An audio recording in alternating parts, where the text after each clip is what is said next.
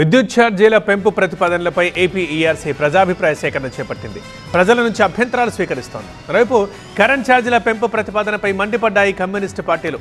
గత ప్రభుత్వం కన్నా కూటమి సర్కార్ స్పీడ్గా వాడుతుందని మండిపడుతున్నాయి లెఫ్ట్ పార్టీలు. 2025-26 ఆర్థిక సంవత్సరానికి సంబంధించిన టారిఫ్ ప్రతిపాదనలపై ప్రజాభిప్రాయ సేకరణ చేపట్టింది ఏపీ విద్యుత్ నియంత్రణ మండలి. ఏపీ ఈఆర్సీ చైర్మన్ ఠాగూర్ నేతృత్వంలో విజయవాడలోని ఏ కన్వెన్షన్ సెంటర్ లో ప్రజాభిప్రాయాలను స్వీకరించారు. విద్యుత్ ఛార్జీలు పెంచొద్దంటూ ఈఆర్సీ ముందు నిరసన వ్యక్తం చేశారు సీనియర్ సిటిజన్. తల కిందకి కాళ్లు పైకి పెట్టి వినూత్న రీతిలో ప్రొటెస్ట్ చేశారు.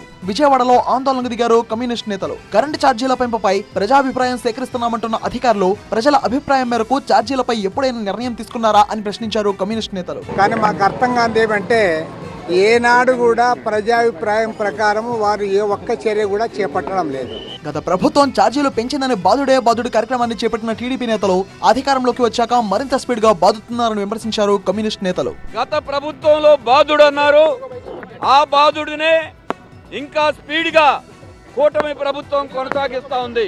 గత ప్రభుత్వ హయాంలో జరిగిన విద్యుత్ ఒప్పందాల్లో అక్రమాలు ఉన్నాయని ఆరోపించిన కూటమి పార్టీ నేతలు ఆ ఒప్పందాలనే ఎందుకు కొనసాగిస్తున్నారని ప్రశ్నించారు లెఫ్ట్ పార్టీ నేతలు.